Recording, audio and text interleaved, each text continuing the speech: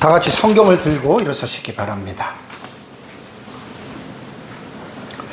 봉독해 드릴 하나님의 말씀은 창세기 17장 2절에서 8절 말씀까지를 제가 봉독해 드리겠습니다. 이것은 하나님의 말씀입니다. 내가 내 언약을 나와 너 사이에 두어 너를 크게 번성하게 하리라 하시니 아브라함이 엎드렸더니 하나님이 또 그에게 말씀하여 이르시되 보라 내 언약이 너와 함께 있으니 너는 여러 민족의 아버지가 될지라. 이제후로는 내 이름을 아브람이라 하지 아니하고 아브라함이라 하리니 이는 내가 너를 여러 민족의 아버지가 되게 함이니라. 내가 너로 심히 번성하게 하리니 내가 네게서 민족들이 나게 하며 왕들이 네게로부터 나오리라.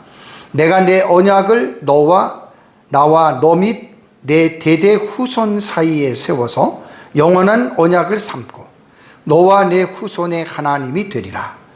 내가 너와 내 후손에게 내가 거류하는 이 땅 곧 가나안 온 땅을 주어 영원한 기업이 되게 하고 나는 그들의 하나님이 되리라. 아멘. 네, 앉으시기 바랍니다.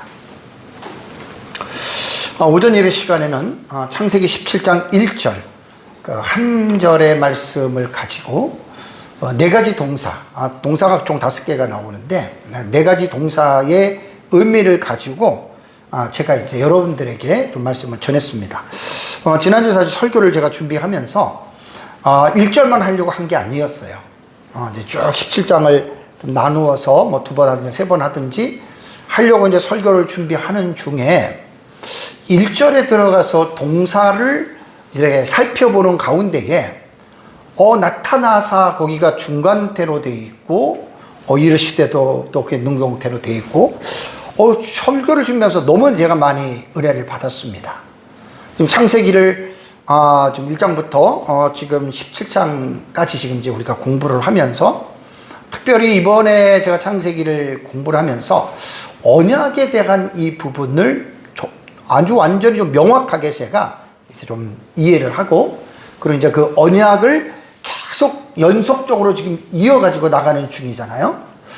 그래서 하나님이 나타나셨다. 뭐 웬만한 때 같으면은 그냥 중간때 그러면 뭐 그 넘어가겠는데 계속 아브라함에 대한 그 이야기를 좀 설교를 좀 이어가는 중에 있기 때문에 아브라함 99세 때에 이제 하나님께서 나타나시는데 오전에 말씀드린 대로 16장에서는 13년 전에 그러니까 아브라함 86세 때에 이스마엘을 놔버렸잖아요. 그러면서 이제 그것이 이렇게 오버랩이 되면서 설교를 동사를 준비하면서 너무나 제가 많은 좀 감동을 받았어요. 그래서 나타나사를 중간태의 의미를 좀 이 부분을 가지고 좀 풍성하게 봐야 되겠다. 그래서 사실은 이제 설교를 좀 준비하다가 1절에 나타나는 4개의 동사를 가지고 좀 봐야 되겠다라는 그런 생각이 들어서 오전에 17장 1절에 나타난 그 4가지 동사에 대한 의미를 여러분들에게 말씀을 드렸습니다. 그리고 이제 한 10분 정도 기간에는 처음에 아무래도 히브리어가 동사 언어라는 말을 제가 많이 했잖아요. 그러면 왜 동사 언어냐? 그러니까 기본적인 간략하게나마 우리가 어떤 그 지식이 필요한 거예요. 그래서 제 나름대로 이제 준비를 하면서 사실 설교 시간에 이게 무슨 뭐 원어 공부하는 것도 아니고 근데 저는 이제 성경을 연구를 하면서 특별히 주의 설교를 하면서 여러분 설교라는 게 하나님의 말씀 공부하는 시간으로 생각하면 돼요. 나는 확실하게 저는 믿고 있습니다. 그래서 성경을 본문을 읽고 그 본문의 내용이 무엇인지를 해석해 주는 게 설교거든요. 그래서 이제 동사에 대해서는 제가 언어를 좀 공부를 하면서 많은 은혜를 받았기 때문에 제 설교가 구약이든 신약이든 히브리어나 헬라어든 동사가 나오면 제가 그냥 안 넘어가잖아요. 왜? 넘어갈 수가 없어요. 그래서 오전엔 여러분들에게 히브리 언어가 동사 언어라고 한 것은 이미 문법 체계나 그 모든 구조 자체가 히브리어는 동사가 월등한 어떤 그 핵심적인 이 위치에 있기 때문에, 그래서 이제 히브리어를 동사 언어라고 이제 이렇게 말을 했다라고 말씀을 드렸고, 그다음에 제가 이제 도표 하나 보여준 거, 히브리 동사 7가지 있잖아요. 그러니까 제가 여러분들한테 그걸 외우고 공부하라는 게 아니에요. 그러니까 이런 틀 속에서 학자들이 단어를 또 공부하면서 우리가 이것이 어떻게 동사가 분해라고 하거든요. 그 영어로는 파싱이라 그래요. 동사를 하나 읽어놓고 이 동사가 7가지 형태로 볼 수가 있고, 거기에 또 태도 나오고 성수격도 나오고, 헬라어 같은 경우는 6가지의 방면으로 또 동사를 봐요. 그래서 이제 그런 부분에서 여러분들에게 가장 간략하게 이제 우리가 공부할 때 동사를 볼 때는 이렇게 봅니다라고, 오전에는 사실 저도 되게 많이 부담이 됐어요. 설교 시간에 히브리어 7개 동사를 근데 그게 없이 제가 그냥 중간태다 이게 딱 들어가 버리면 사실 여러분들의 감동이 별로 못 받아요. 그래서 앞에서 내가 히브리어가 동사 언어고 7개의 동사가 이제 단순형하고 강조형하고 사역형하고 그다음에 능동태, 수동태, 중간태. 그래서 거기에 맞게끔 분석이 되면 그렇게 해석을 한다. 그러고 나서 이제 제가 중간태를 딱 들어가서 이제 그 중간태에 대한 부분을 여러분들에게 이제 말씀을 드리고 그 의미를 함께 나눴습니다. 이제 이번 시간에는 이제 창세기 17장 2절부터 8절에 나오는 이 내용에 대해서 여러분들에게 한번 이 시간에 말씀을 제가 드리려고 합니다. 창세기 17장 2절을 보면은 내가 내 언약을 이라는 말이 나옵니다. 그러니까 하나님께서 내 언약, 자신의 언약을 나와 너 사이에 두어서, 그 다음에 목적어가 너를이잖아요. 아브라함이 너를 크게 번성하게 하리라 하시니라라고 하는 말이 2절에 나옵니다. 그럼 2절에서 중요한 단어가 뭐냐면 언약이거든요. 내 언약. 언약이라고 하는 말은 히브리어의 베리트라는 단어인데, 이 단어를 잘 보셔야 돼요. 베리트라고 하는 이 단어예요. 명사형. 언약, 계약, 협정, 동맹 이런 뜻을 가지고 있어요. 그래서 이 언약이라고 하는 베리트라고 하는 이 의미 속에 여러 가지가 있지만 2가지를 제가 여러분들에게 강조를 한다면, 자르다라고 하는 의미와 묵다라고 하는 의미를 가진 어근에서 이 베리트가 파생된 것으로 학자들은 추정하고 있습니다. 그래서 컷이라고 하는, 자르다라고 하는 말은 지난번에 아브라함이 하나님과 그 15장에서 제가 설교했죠. 그죠? 짐승의 사체를 갈라놓고, 그죠? 그게 이제 바로 자르다라고 하는 그 의미를 가지고 이제 동물의 사체를 쪼개어 놓고, 요게 이제 고대 근동의 관습과 연결 지어서 이제 이렇게 베리트라고 하는 말을, 자르다라고 하는 말을 학자들이 사용을 하고, 또 하나는 이제 묵다라는 의미에서 파생이 됐다 그래요. 그러니까 묵다라고 하는 말은 뭐냐면 언약을 세우는 당사자들끼리 서로 묶어주는 관계를 형성해 준다. 그래서 언약이라고 하는 베리트는 이렇게 추론을 하면은 우리가 될 것이라고 생각합니다. 자, 창세기 17장 여러분 제가 이번에 설교 주면서 쭉 봤는데, 언약이라는 단어가 여러분 13번 나옵니다. 창세기 17장에 베리트라고 하는 단어가 베리트, 베리티 이렇게 해가지고 총 13번이 나오는데, 하나님께서 아브라함 99세에 나타나신 이유는 오전에 말씀드린 대로 언약을 세우기 위함입니다. 참 하나님이 아브라함에게 나타나시는 것을 나중에 한번 총 정리를 하면 좀 너무 기가 막힐 것 같아요. 언약을 세우기 위해서 하나님께서 나타나셨다.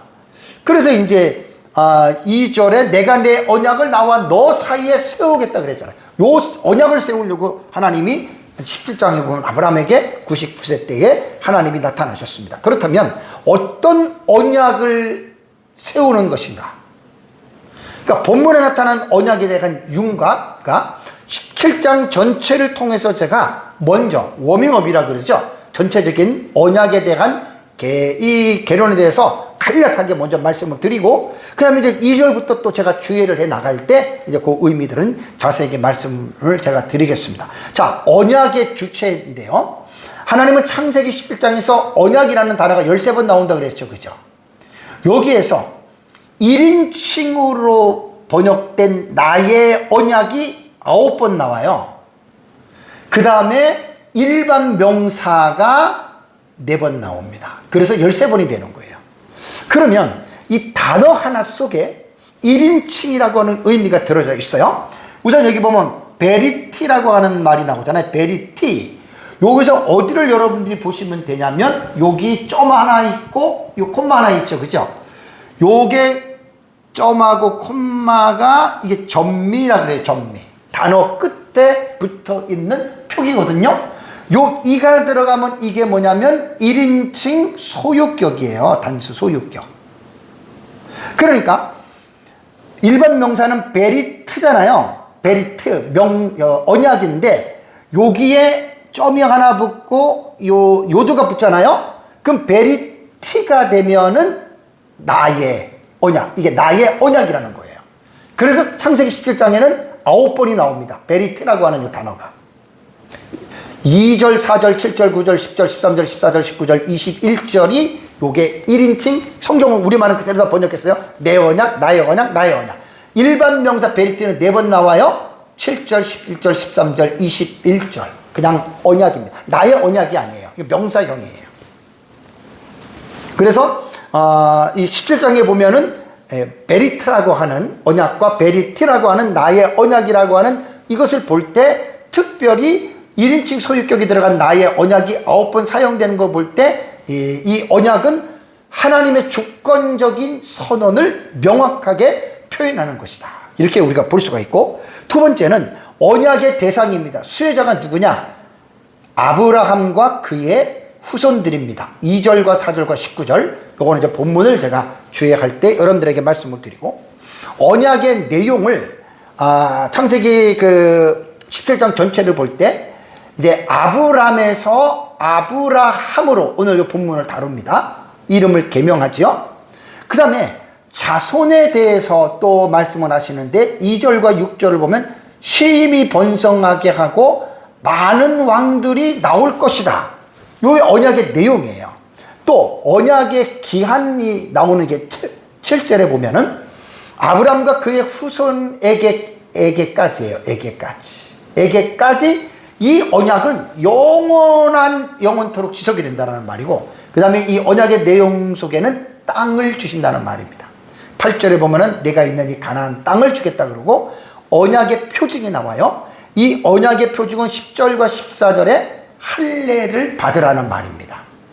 이게 이제 17장에서 우리가 전체적으로 볼 수 있는 언약에 대한 이 부분이고요. 다음에 언약의 목적이 있어요. 8절 가서 말씀을 드리는데, 언약의 목적은 아브라함의 자손들의 하나님이니까 내가 그들의 하나님이 되겠다.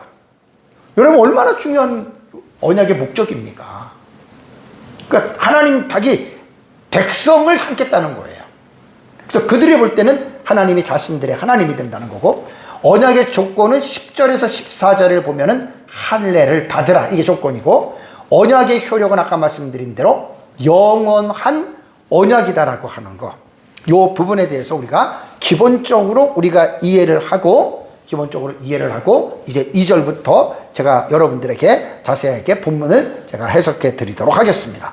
자, 우선 하나님께서는 아브람 99세 때에 이제 나타나셨다 그랬잖아요. 그죠? 아브람 99세 때에 나타나셨는데 2절을 보면 내가 내 언약을 나와 너 사이에 두어 너를 크게 번성하리 말이 나오잖아요. 그러니까 하나님은 언약을 세우기 위해서 아브라함에게 지금 나타나셨다는 말입니다. 그래서 2절은 하나님께서 언약을 전제로 말씀하시고, 그 다음에 이제 2절의 하반절에는 뭐냐면 결과를 선언합니다. 너를 크게 번성하게 할 것이다. 그러니까 언약을 전제하고, 그 다음에 이제 그 뒤에는 뭐라고 얘기를 하냐면 결과를 너를 번성하게 할 것이다 라고 이렇게 말을 했다라고 하는 거 여러분들이 기억을 하셔야 됩니다. 그래서 언약이라고 하는 말을 그렇게 생각하시고요.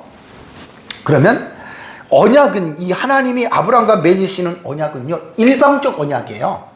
하나님이 주도하시는 언약이에요. 그래서 하나님이 내가 내 언약을 베리티라 그랬어요. 내 언약을 나와 너 사이에 두어라고 이렇게 말을 했습니다.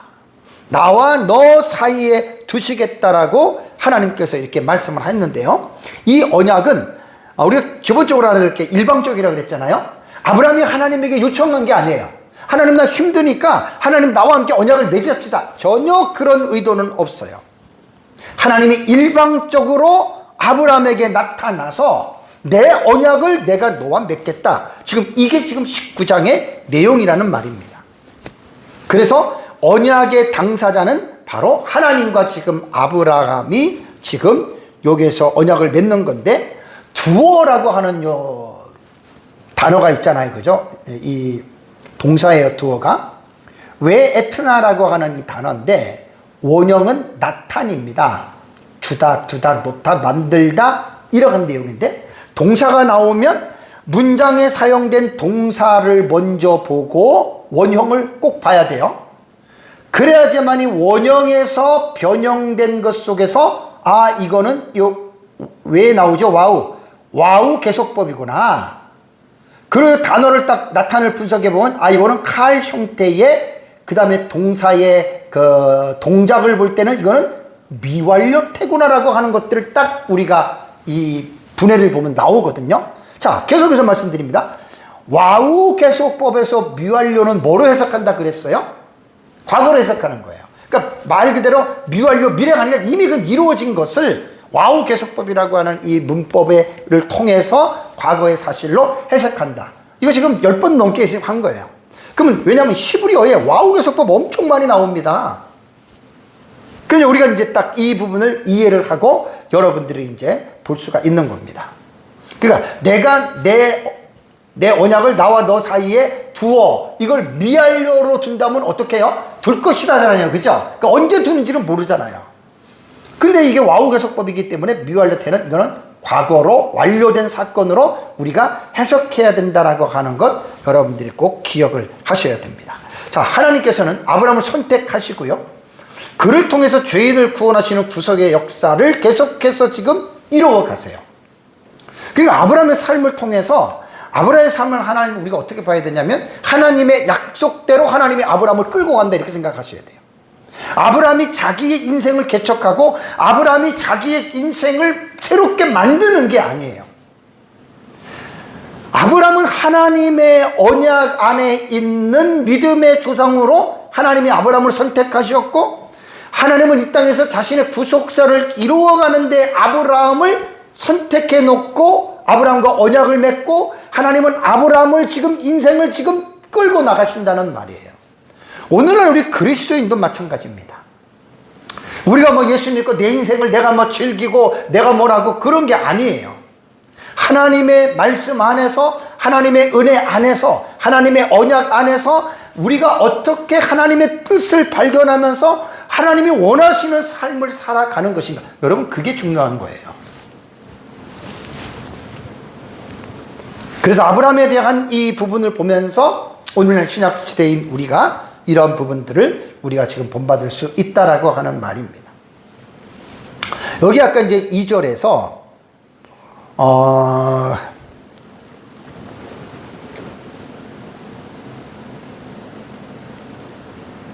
너를 번성하게 하리라라는 말이 나오잖아요. 그죠? 여기 보면은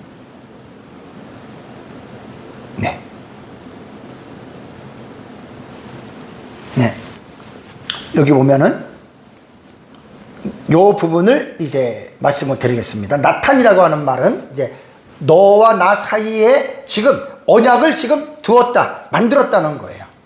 요게 이제 능동이잖아요, 능동. 하면 이제 미랄때 요거는 그냥 그렇게 여러분들이 이제 보시면 되고요. 그 다음에 이제 2절에서 결과절로서 너를 크게 번성하게 하시리니 그랬잖아요. 번성하게 하리니가 동사가 나오잖아요, 여기에. 웨아르베흐라고 하는 이 단어는 원래 원형은 라바예요, 라바. 여기에서 이제 이 단어가 변형이 된 거거든요. 요것도 웨가 나오잖아요, 와우가. 되게 많이 나온다니까요, 와우 계속법이. 와우 계속법, 이건 시필이에요, 시필. 미완료태. 아까 7개를 보면 10회를 딱 찾아가 보면 이거는 사역형의 능동태가 됩니다. 그러니까 하나님께서 여기에 보면 주어가 하나님이에요. 그죠? 목적어가 아브람이란 말이에요. 그러니까 하나님께서 어떤 대상이니까 아브람에게 사역형이니까 지금 이거를 시키는 거예요. 그러니까 하나님이 아브람에게 내가 너를 크게 번성하게 할 것이다. 그래서 사역형이 이렇게 여러분 사용이 된 거예요. 그러면 여기에서 와우 계속법 10일 미완되니까 와우 계속법이니까 이거는 과거에 완료된 사건으로 과거로 우리가 해석을 해야 돼요. 근데 여러분 이 본문을 보시면 지금 뭡니까?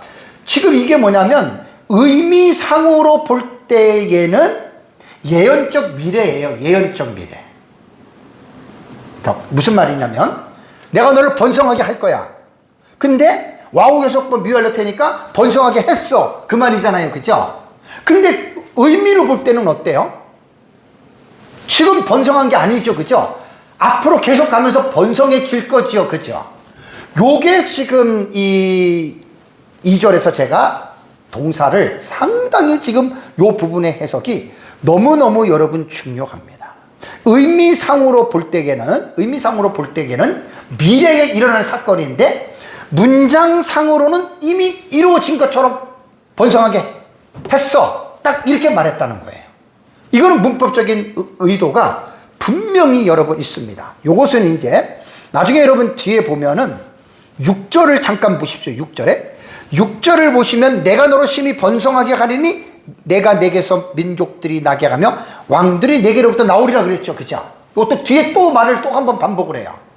요건 뒤에 제가 주의를 할 때 자세하게 여러분들에게 말씀을 제가 드리겠습니다. 자, 이 말을 듣고 3절을 보겠습니다. 아브라함이 엎드립니다. 그러니까 하나님이 또 그에게 말씀하여 이르시됩니다.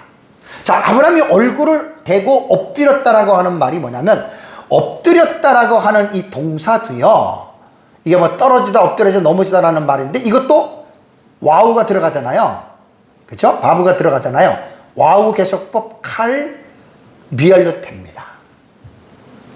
더 이상 문법 설명 안 해도 되죠? 와우 계속법 미완료니까 이건 이미 어떻게 엎드려질 것이 아니고 어떻게 이미 엎드려진 거예요. 완료가 된 상황이라는 거예요. 그리고 여기서 능동태니까 어떻게 해요? 아브라함은 하나님의 편연을 듣고 자원하는 마음으로 확 꼬꾸라진 거예요. 엎드린 거예요. 능동적인 자세라는 말이에요. 자발적으로 하나님 앞에 엎드렸다. 여기서 우리가 아브라함의 이 행위에 대한 자세를 볼 수 있는 게 피조물인 인간이 하나님을 경외하는 자세를 우리가 아브라함의 이 모습 속에서 여러분 우리가 볼 수 있는 거예요. 우리가 하나님 앞에서 정말 이런 겸손한 마음의 자세를 가지고 여러분 우리는 살아야 됩니다. 자, 그리고 나서 이제 하나님께서 그에게 말씀을 하십니다. 이것도 이제 보면은 와우 계속법이 되고요. PL 이것도 미완료터가 되는데 이것도 이제 강조형 능동태예요. 그러니까 하나님이 이제 아브라함에게 말씀하시는 것을 강조형이니까 강조를 합니다. 그러면 아브라함에게 하나님께서 말씀하시는 내용이 4절과 8절 나와요. 그거 제가 지금 주의를 할 거예요. 4절과 8절의 내용을. 그래서 4절과 8절의 문맥은 보라 내 언약이 너와 함께 있다라고 하는 요 문장이 중심으로 시작이 되는 거예요. 4절에. 보라 내 언약이 너와 함께 있다. 요게 이제 4절에서 8절에 이게 바로 핵심적인 이제 그러한 중심이 되는 문맥이거든요. 그래서 이제 5절, 4절에서 이제 5절과 8절을 쭉 여러분 우리가 이 본문을 보면은 이제 하나님께서 아브라함에게 이루어 가실 그 일들에 대해서 이제 하나님이 명령이 아니라 여기서 선언으로 문장이 이렇게 됩니다. 그래서 대부분 미완료형 동사로 구성이 되어서 미래에 이루어질 그러한 일이라고 하는 그런 성격을 가지고서 하나님이 말씀을 하십니다. 첫 번째는 자, 뭐라고 하나님께서 아브라함에게 말씀하느냐? 첫 번째는 너는 여러 민족의 아버지가 될 것이다. 4절을 보십시오. 보라 내 언약이 너와 함께 있으리니 한 다음에 뭐라 했습니까? 하나님이 너는 여러 민족의 아버지가 될지라라는 말이 나왔습니다. 이거는 명령이 아니에요. 하나님의 선언문이에요. 아브라함이 이제 여러 민족의 아버지가 되는데, 그러면 이 어떻게 여러 민족의 아버지가 되느냐? 문장을 보면 5절과 6절에서 그 여러 민족의 아버지가 되는 이 부분을 부연 설명으로서 하나님께서 문장 안에서 말을 해줍니다. 자, 5절을 보십시오. 이제 뭐라고 나오냐면, 이제 후로는 그러잖아요. 이제 후로는 시점이 분명하잖아요. 내 이름을 아브람이라 하지 아니하고 아브라함이라 하리니. 그러고 나서 이제 여러 민족의 아버지의 이름이 아브라함이라고 하는 이름이 뭐냐면, 이는 내가 너를 여러 민족의 아버지가 되게 함이니라. 이게 아브라함의 이름의 뜻이에요. 아브라함의. 하나님께서 그렇다면 왜 17장에 와서 아브라함의 이름을 아브라함으로 개명해 주실까? 왜 이름을 바꿔주실까? 하나님은 이 17장에 들어와서요, 아브라함에게 새로운 정체성을, 아이덴티티를 지금 수여하고 있는 거예요. 그러니까 17장이 아브라함 99세 때에 상당히 중요한 어떤 변곡점이 됩니다. 그래서 여기에서 이제 17장 5절에도 결국은 이제 아브라함의 이름을 바꿔주면서 이제 새로운 어떤 정체성을 지금 부여하고 있는데, 자, 아브람과 아브라함의 이름의 뜻에 대해서 여러분 제가 말씀을 드리겠습니다. 아브람이라고 하는 이 단어는요, 아브람, 이 단어는 그냥 높은 아버지 또는 존귀한 아버지라고 하는 이 이름의 뜻이 있습니다. 그러니까 이 아브람이라고 하는 이 이름의 뜻은 그냥 한 가정에 소속된 그냥 가장, 뭐 이 정도로 우리가 생각할 수가 있는 거예요. 근데 사실 여러분, 75세 때에 하나님이 아브람을 부르시고 한 가정에 그냥 평범한 가장으로서 하나님이 아브람을 부른 게 아니죠. 그에게 그의 후손들이 큰 민족을 이루게 한다고 그랬잖아요. 그러고서는 계속 아브람 부르다가 아브람이 99세 때에 하나님께서 이제 이름을 아브라함으로 지금 바꿔주는데, 아브라함이라고 하는 이 히브리의 의미의 뜻은 뭐냐면 많은 민족의 아버지라고 하는 뜻입니다. 아브라함은 그냥 높은 아버지, 존귀한 아버지, 개인적인 이름이라고 한다면, 아브라함은 많은 민족들의 조상이 된다. 그래서 여기에서 우리가 아브라함은요, 하나님 나라의 어떤 언약적 사명의 뜻을 지닌 여러분 이름이 되는 거예요. 제가 오늘 뭐 설교 제목을 2절에서 8절까지가 주제가 많이 나와서 고민을 하다가 설교 제목을 하나님 나라 언약 사상으로 보는 아브람과 아브라함의 의미라고 하는 요것만 사실 제가 설교 제목을 잡은 거지, 요것만 설교를 하려고 하는 것이 사실 아니에요. 2절부터 8절까지가 다 들어가니까. 그래서 아브라함의 이름의 뜻은 이제 열국의 아버지다. 그만큼 하나님 나라의 언약적 사명을, 그러니까 아브라함은 이것 때문에 사실 부름을 받은 자였거든요. 그래서 이제 되는 겁니다. 그래서 하나님 나라 사상으로 볼 때 아브라함의 이름은 말 그대로 믿음의 조상에 걸맞는 명칭입니다. 바로 뒤에 이제 나오는 말이, 이는 내가 너를 이제 여러 민족의 아버지가 됨이니라라고 하는 말 그대로 이제 그 말씀에서 이제 확증이 되는 것이죠. 자, 그 다음에 이제 6절을 보겠습니다. 자, 아브라함의 이름을 의미를 담아서 6절에는 세 개의 병렬 문장으로 표현합니다. 자, 6절을 보십시오. 내가 너로 심히 어떻게 해요? 번성하게 하리니. 다음에 두 번째 병렬은 내가 내게서 민족들이 나게 하며. 자, 번성하는데 민족들이 나고, 그 다음에 또 세 번째는 뭐죠? 왕들이 내게로부터 나오리니라고 하는 17장 6절에는 세 개의 병렬 문장으로 아브라함의 이름에 대한 이 의미를 지금 말씀해 주고 있는 거예요. 그래서 첫 번째, 내가 너로 심히 번성하게 하리니라고 하는 이 본문을 가지고 우리가 좀 말씀을 보겠습니다. 6절은 동사가 되게 중요해요. 세 개를 여러분들한테 할 때 잘 들어보세요. 자, 히브리어의 그 본문을 직역을 하면 이렇게 됩니다. 그리고 나는 너를 매우 매우 번성하게 할 것이다. 아주 매우 매우. 두 번이, 원문에는 두 번이 사실 나와요. 부사가 두 번 나오는데 한 번밖에 우리말 성경은 안 한 거예요. 여기서 이제 동사가 뭐냐면 번성하게 하리니라는 말입니다. 왜 히프레이트라고 하는 이 단어는 원형이 파라예요. 파라. 뭐 열매를 맺다, 다산하다, 결실이 풍부하다라고 하는 말인데, 요 파라가 동사가 이렇게 변했잖아요. 이것도 보세요. 와우가 항상 들어가요. 와우 계속법. 와우 계속법, 이것도 뭐냐면 히필 완료태입니다. 동작의 상태가 완성된 거예요. 여기서 여러분 이상하게 생각하셔야 돼요. 호 완료태란 말이에요. 미완료가 아니고. 왜 이거를 완료로 했을까? 이걸 여러분들이 생각을 하셔야 돼요. 아브라함이 여기서 번성하게 한다라고 얘기를 했잖아요. 아브라함을 지금 번성하게 한다라고 지금 하나님께서 말씀을 했는데, 이게 상상을 초월하는 번성입니다, 여러분. 지금 이게 그냥 뭐 아브라함이 단순히 그냥 뭐 자신도 많아가지고 어느 하나의 부족이 되는 게 아니라 정말 심히 이것을 번성하게 한다라고 하는 그런 말이거든요. 그래서 아브라함의 번성은 인간의 상상을 초월하는데, 히브리 원문에 아까 말씀드린 대로 심이라고 하는 이 부사 메오드가요, 두 번 나옵니다. 히브리 원문에 보면 비메오드, 메오드 전치사 빼가 들어가요. 두 번 들어가요. 그러니까 심히 혹은 매우 하나님이 내가 너를 어떻게 번성하게 하실 것이다라고 하는 말입니다.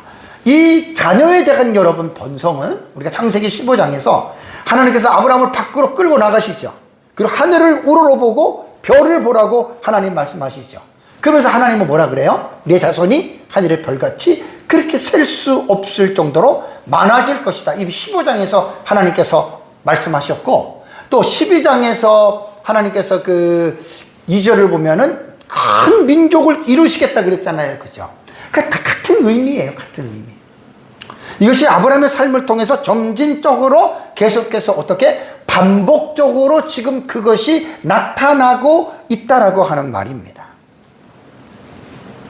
역사를 통해서 살펴보면 아브라함의 자손들이 구약 시대를 보십시오. 얼마나 많이 번성합니까? 지난번에 다 설교를 다 했던 부분입니다.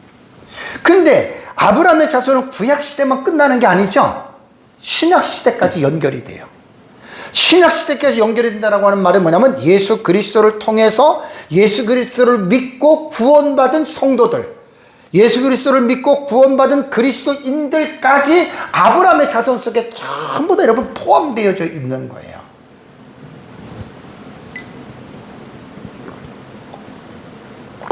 그러니 아브라함의 자손들이 심히 많아질 수밖에 없다라고 하는 이 부분에 대해서 여러분들이 이제 이해를 하셔야 됩니다.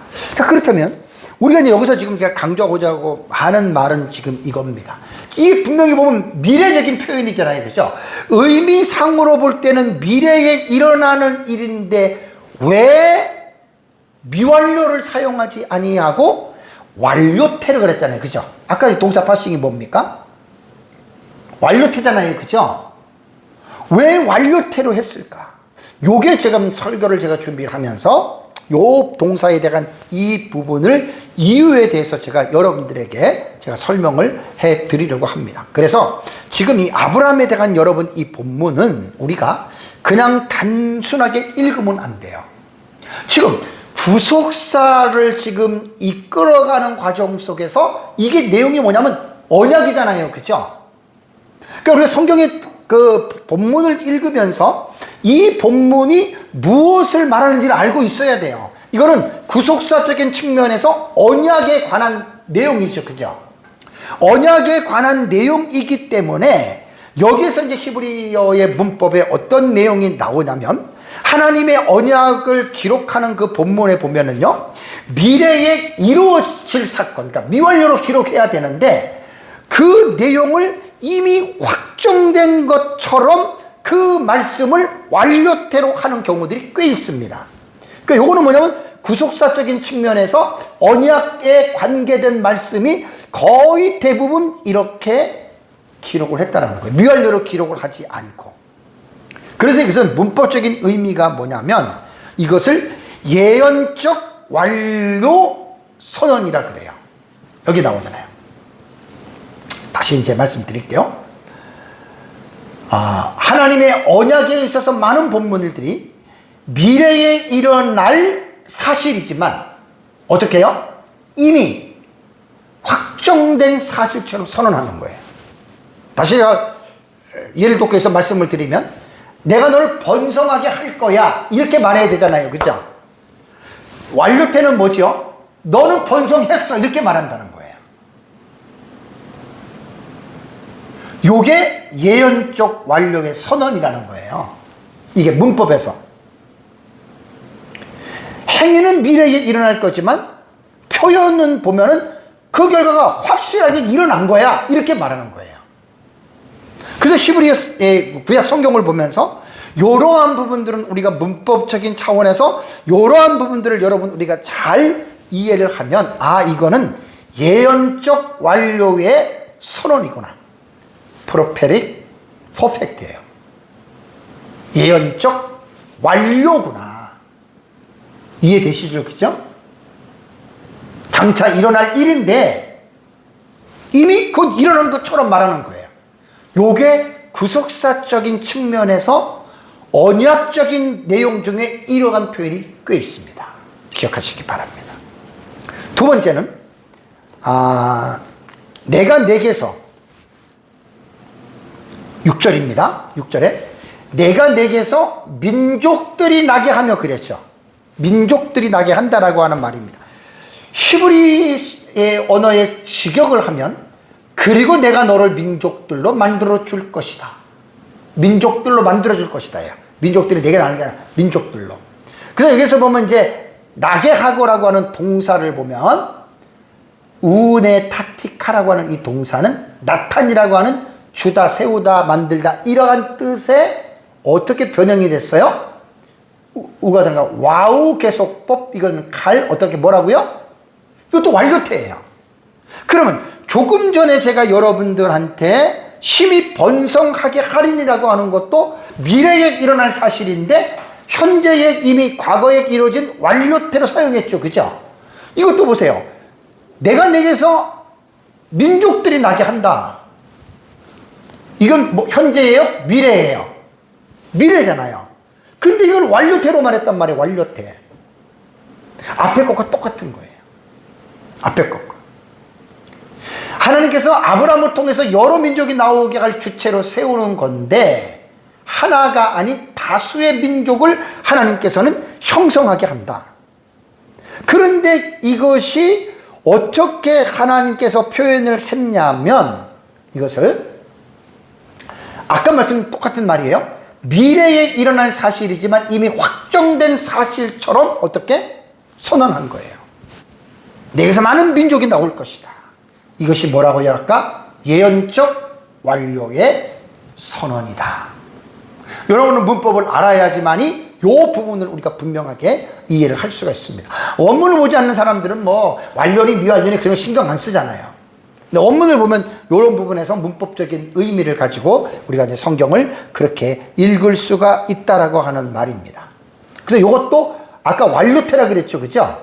완료태, 이게 바로 예언적 완료의 선언으로 우리가 완료태를 여러분들이 이제 보시면 됩니다.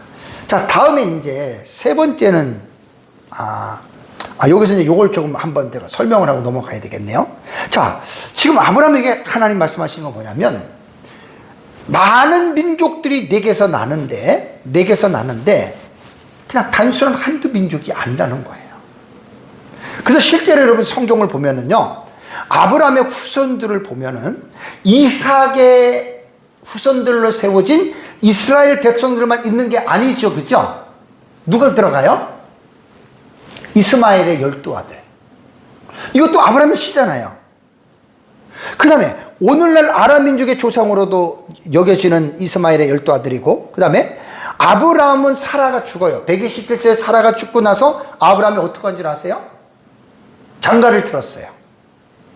후처 그두라를 맞이해서 6명의 아들을 낳았어요.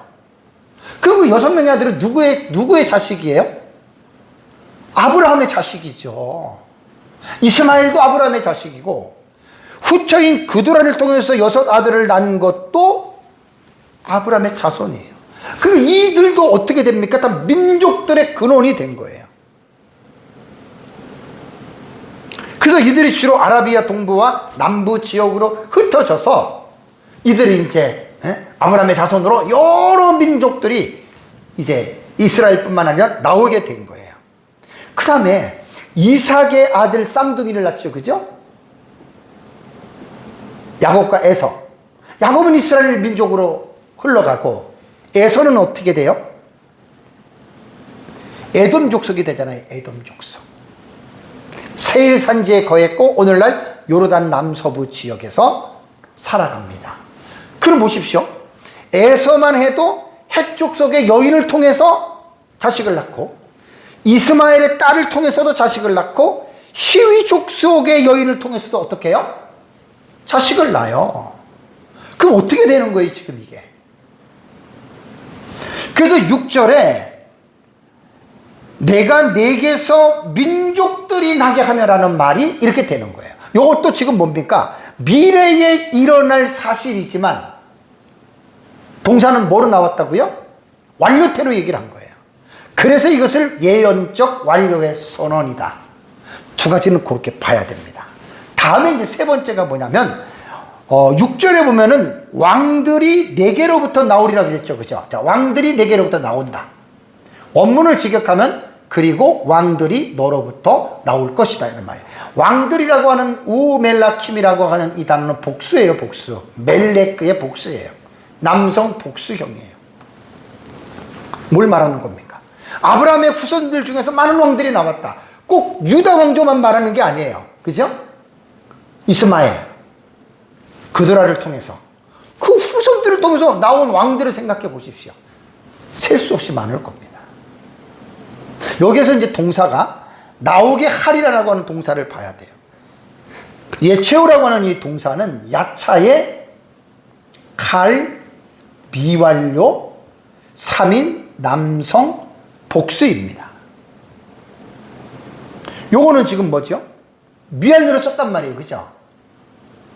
그리고 이거는 사실 어떻게 보면 아까 예언적 완료형이라고 하는 그것보다는 이게 사실 맞는 거예요. 왜냐하면 아브라함을 통해서 여러 왕들이 나오게 할 미완료니까 뭐예요? 나오게 할 것이다잖아요. 그죠?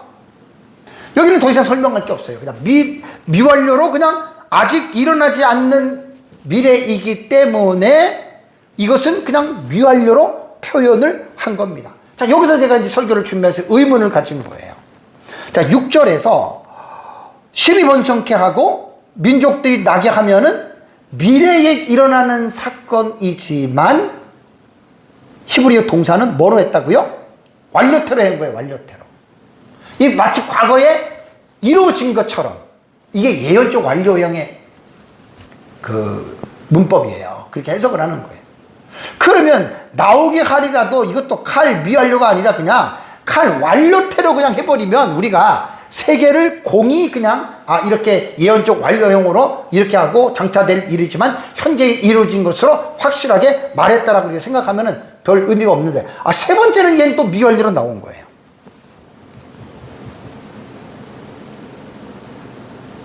그래서 의미상으로 볼 때는 미완료가 맞지만 앞에 두 개는 완료태로 말한 것들은 확신을 가지고 말을 했고, 여기서 왕들이 나온다라고 하는 요 말씀 속에서요, 왕들이 나온다라고 하는 사실은 아마 이 사실을 부각시키기 위해서 아마 요 부분은 아마 미완료태로 이렇게 하지 않았겠는가라는 이런 생각을 해봅니다. 그래서 이제 동사가 이제 완료태, 미완료태에 대한 이런 부분들은 그냥 여러분들이 그렇게 생각을 하시면 됩니다. 제가 이제 여기서 이제 과거 미래에 일어날 일이지만 하나님은 과거에 완료된 사실로 하나님이 확증적으로 예언적 완료형으로 말씀을 하셨잖아요. 자, 이 부분에 대해서 여러분들에게 제가 딱 할 말이 하나 있습니다. 뭐냐면 시간에 대한 부분입니다. 시간에 대한 부분. 하나님이 보는 시간과 인간이 보는 시간이 같아요? 달라요? 달라요. 똑같지 않아요. 그래서 제가 지난번에 기억나세요? 하나님의 시간의 개념? 하나님은 인간은 어떻게 해요? 과거, 현재, 미래라고 하는 시제를 세 시제를 가지고 인간은 얘기를 하죠. 그렇죠? 그러니까 지금으로부터 이전을 우리는 과거라고 하고 지금으로부터 이후를 우리는 미래라고 얘기를 하죠. 그래서 인간은 과거, 현재, 미래라고 하는 이 시제를 사용을 해요. 근데 여러분, 하나님은 어떻다 그랬어요? 하나님은 초시간적인 분이에요. 초시간은 뭡니까? 시간을 초월하시는 거예요. 그러니까 과거, 현재, 미래 같이 쉬는 분이 아니에요. 하나님은 시간을 초월해요. 이 말이 뭐냐면 과거나 현재나 미래에 국한되지 않고 하나님은 과거, 현재, 미래에 대한 이 3시제를 놀라운 게 뭐냐면 항상 하나님은 뭐로 보고 계신다? 현재를 보고 계세요. 이게 놀랄 일이에요. 이건 인간의 이성으로 이해가 안 됩니다. 인간의 이성으로 이게 이해가 안 됩니다. 근데 하나님은 지금 시간을 이렇게 모든 시간들을 현재로 다 보고 있는 거예요. 인간의 이성으로는 이해가 안 되죠. 그래서 제가 지난번에 요 설교가 하나님 나라 시리즈 16번째 시간에 설교한 거예요. 이번에 오전 예배 때에 하나님 나라 시리즈를 100번 설교를 한 겁니다. 100번째 시간이고 지금이 101번째 시간이에요. 제가 하나님 나라 시리즈 설교 한 번, 두 번 할 때 아이고 언제 100번 가나 했더니 벌써 100번이 갔어요. 1년은 52주니까 104번이 되면은 1년 설교를 한 거예요. 오전, 오후까지. 중간에 이제 한 번씩 뺀 게 있기 때문에 원래 다음 주 정도면은 이제 사실은 이제 1년 이제 설교를 내가 이제 다 한 거거든요. 하나님 나라 시리즈 설교가 벌써 1년이 됐다라는 이야기입니다. 그때 여러분들에게 말씀을 제가 드린 대로 초시간적이고 하나님은요, 하나님에게는 과거나 미래도 항상 현재다.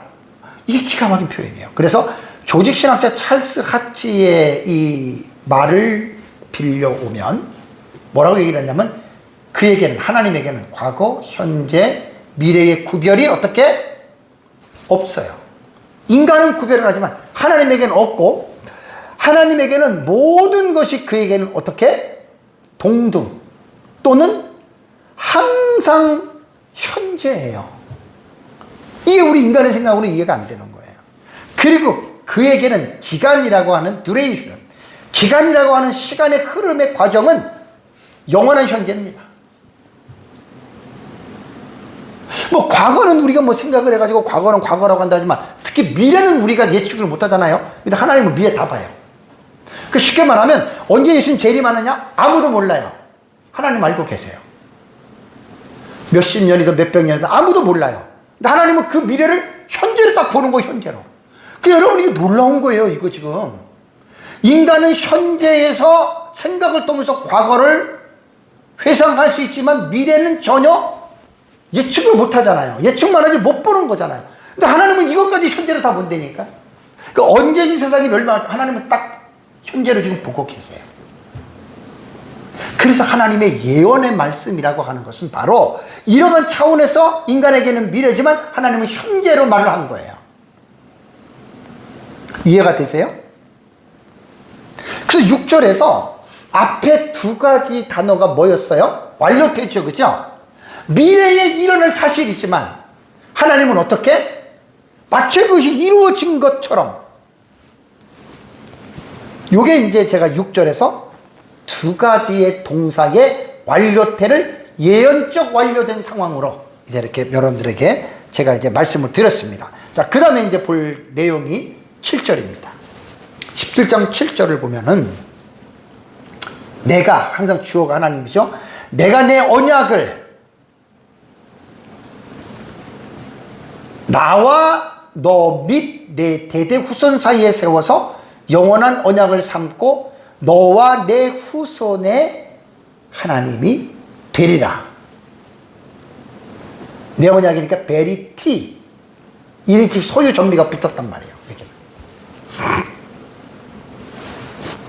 여기서 우리가 조금 7절 말씀을 세 번이나 보면은요, 주어절이 뭐냐면, 그리고 내가 나의 언약을 세울 것이다. 이게 여긴 좀 우리가 우리말 번역하는 건 원문하고 이게 순서가 다르기 때문에 되게 좀 구성을 해야 되는데, 원래 주어절은 그리고 내가 나의 언약을 세울 것이다. 그리고 내가 내 언약을 여기 세워서, 그래서 이게 동사가 먼저 나오는 거예요, 히브리어는. 세울 것이다, 이렇게. 그 다음에 언약의 대상과 범위는 나와 너 사이죠, 그죠? 나와 너 사이. 그 다음에 내 대세 후손, 자손들에게까지입니다. 그 다음에 언약의 성격은 뭐냐면 영원입니다, 영원. 영원한 언약을 삼겠고, 이 7절에서 목적이 뭐겠어요? 하나님이 왜 언약을 삼아요, 지금? 목적이 7절에서 보면 너와 내 후손에 뭐가 된다? 하나님이 되리. 이게 목적이에요. 그러니까 하나님이 아브라함과 지금 언약을 세우는 것은 뭐냐면 너와 너 후손들, 내가 그들의 하나님이 될 것이야. 이 목적으로 지금 이 창세기 11장에는 하나님의 언약을 지금 하고 있다라고 하는 거 여러분 우리는 봐야 됩니다. 그리고 이제 내 대대 후손 사이에, 대대 후손 사이에서 언약의 대상에 적용이 되는 범위가 신약 시대의 우리에게까지라는 말이에요. 그리스도인들까지.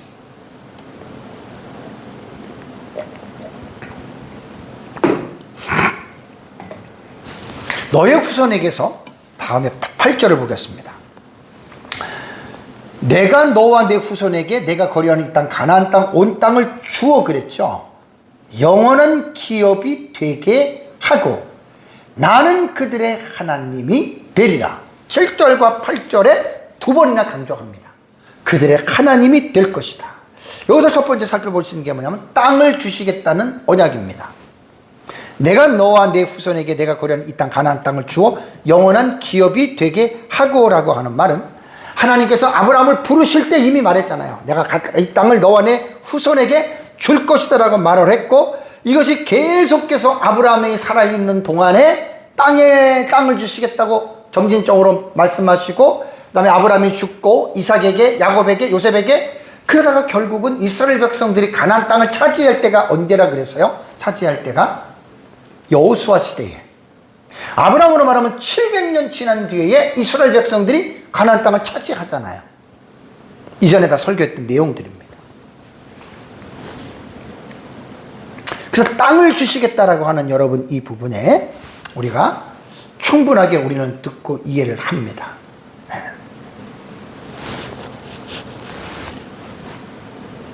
여기도 이제 주어라고 하는 이 베나탄티라고 하는 여러분, 이것도 나탄이라고 하는 아까 그 동사인데 와우계속법 칼 완료태란 말이에요.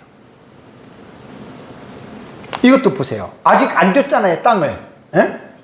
근데 주겠다고 해놓고 완료태로 해버렸어요. 이게 예언적 완료형이다. 요거 오늘 공부를 하는 거예요. 미래의, 의미상으로는 미래에 일어날 일인데 하나님은 이미 일어난 것처럼 확실하게 그냥 내 몸에서 그냥 광들 나와. 이렇게 예를 들자면 땅을 이미 안 줬으면서 준 거야. 이렇게 지금 말한 게 예언적 완료형이라는 말입니다. 자, 땅을 주시겠다는 언약에서 이게 상당히 여러분 이게요. 가나안 땅만 말하는 게 아니에요. 시간이 없어서 자세하게 말씀은 못 드리지만 땅을 주시겠다는 언약을 성경적인 해석으로 깊이 있게 해석하면 5가지의 개념이 나옵니다. 첫 번째는 뭐냐면 가나안 땅을 하나님이 주시겠다고 약속한 것은 가나안 땅을 주시겠다고 약속하신 그 이전 문맥에 보면은 에덴 동산에 대한 부분을 먼저 기억을 해야 됩니다. 에덴 동산은 참 너무 중요한 거예요. 설교자들이 좀 에덴 동산에 대한 이 부분을 설교를 많이 좀 깊이 있게 연구해서 해야 되는데 대부분 에덴 동산 별로 얘기를 안 하고 그냥 흘러 넘어가는 이야기로서 그냥 치고 넘어갑니다. 이건 아닙니다. 에덴 동산에서부터 땅에 대한 부분이 시작이 되는 거예요. 하나님의 나라의 개념도. 에덴 동산, 범죄 이전에. 그 다음에 이제 아브라함의 역사에서 가나안 땅 있잖아요. 그죠? 가나안 땅이 이제 이스라엘 백성들이 실질적으로 물리적인 땅이었어요. 근데 이 가나안 땅이 다가 아니에요. 신약 시대에 예수 그리스도를 믿는 자들에게 주어지는 영적인 하나님의 나라가 뭐지요? 현재에 임한 하나님 나라 있죠. 이거는 물리적인 땅이 아니에요. 영적인. 천국도 물리적인 나라가 아니잖아요. 그러면서도 또 물리적인 개념을 갖고 있어요.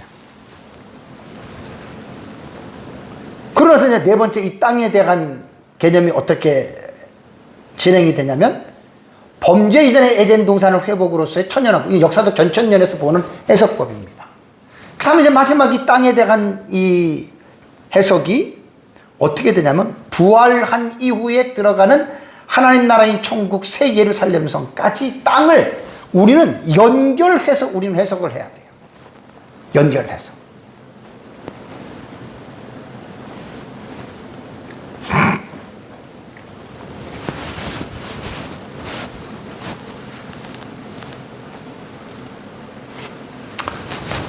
여기서 이제 하나님이 나는 그들의 하나님이 되리라라는 말을 했죠. 땅을 주시겠다고 이야기를 하고 그 뒤에 나오는 말이 뭐냐면 땅을 주고 나는 그들의 하나님 되겠다. 여기서요.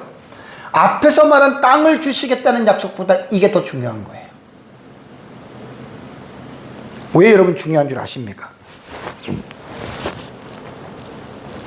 이 말은 뭐냐면 땅은 이스라엘 백성들이 가나안 땅에 들어가서 차지하죠. 그렇죠? 근데 하나님께서 나는 그들의 하나님이 되겠다라고 하는 말은 뭐냐면 하나님 나라의 사상의 관점으로 볼 때 너무너무 중요한 게 뭐냐면 하나님께서 이스라엘 백성들에게 주신 가나안 땅에서 내가 그 백성들을 직접 통치하겠다. 그 의미예요. 나는 그들의 하나님이 되겠다라고 하는 말이 뭐냐면 그러니까 이스라엘 백성들이 출애굽을 해서 시내산 광야에서 하나님이 모세를 불러서 뭘 줘요? 율법을 주시죠. 그죠? 그 율법을 주시는 것이 뭡니까? 율법은 이스라엘 백성들이 가나안 땅에 들어가서 이스라엘 백성들이 통치하는 법령으로서의 율법이에요. 그걸 하나님이 광야에서 모세를 통해서 율법을 지어 준 거예요. 왜? 가나안 땅에서 내가 너희를 공식적으로 통치하겠다. 그래서 이스라엘 백성은 하나님의 나라에 선택된 백성으로서 가나안 땅에서 하나님께서는 신정 국가를 수립을 한 거예요. 그래서 이스라엘 나라 전체가 율법에 얽매이잖아요. 율법 아래 있잖아요. 그리고 그 율법을 통해서 이스라엘 백성들은 다스림을 받는다라고 하는 말이 뭐냐면 하나님께서 이스라엘 백성들을 통치하신다 라고 하는 여러분 이러한 말씀입니다. 사랑하는 성도 여러분, 하나님은 아브라함이 99세 때 그에게 나타나셨습니다. 오전 예배의 중간 때에 대한 해석은 너무너무 중요한 의미입니다. 그리고 아브라함에게 나타나서 그의 이름을 아브라함으로 이제 완전히 개명해 주셨습니다. 그래서 17장 이후부터는 이제 아브라함으로 나오고 개명 이전에는 아브람으로 이제 우리가 이름을 불렀습니다. 그리고 여러 민족이 나오고 여러 왕들도 나오게 되겠다라고 하나님께서 말씀을 하셨습니다. 이것은 이미 하나님께서 아브라함을 하나님께서 부를 때에 이미 약속하신 그 언약의 내용이에요. 그 내용이 점진적으로 가면서 구체화하고 더 하나님께서 확실하게 하시는 여러분 그러한 걸로 하나님이 사용을 하셨습니다. 마지막 제가 여러분들에게 말씀을 드리고 싶은 것은 뭐냐면 신약 시대에 우리가 이 부분을 보는데 갈라디아서 3장 8절 9절은 되게 중요하죠. 또 하나님이 이방을 믿음으로 말미암아 의로 정하실 것을 성경이 미리 먼저 알고 먼저 아브라함에게 복음을 전하되 모든 이방이 너로 말미암아 복을 받으리라 하였느니라. 그러므로 믿음으로 말미암는 자는 믿음이 있는 아브라함과 함께 복을 받느니라. 그러니까 아브라함에 가지고 있었던 그 복을 신약시대 그리스도인들이 받고요. 갈라디아서 3장 14절에도 이는 그리스도 예수 안에 있는 아브라함의 복이 이방인에게 미치게 하고 또 우리로 하여금 믿음으로 말미암아 성령의 약속을 받게 하려 함이니라. 연결이 되는 거예요. 그래서 갈라디아서 3장 28, 29절에 너희는 유대인이나 헬라인이나 종이나 자유인이나 남자나 여자나 다 그리스도 예수 안에서 하나이니 너희가 그리스도의 것이면 곧 아브라함의 자손이요 약속대로 유업을 이을 자니라 라고 이렇게 말씀을 했습니다. 우리는 예수 그리스도를 통해서 예수 그리스도로 말미암아 하나님의 자녀가 됐으면 구약적인 개념으로 볼 때는 우리가 아브라함의 자녀예요. 그래서 갈라디아에서는 너희가 영적으로 아브라함의 자손이라고 이렇게 이야기를 하잖아요. 그래서 저와 여러분들이 이 땅에 사는 동안에 우리도 영적인 아브라함의 자손이라고 하는 이 확신을 가지고 또 그러한 믿음을 가지고 살아가시기를 주님의 이름으로 축복합니다. 우리 다 같이 함께 기도하겠습니다.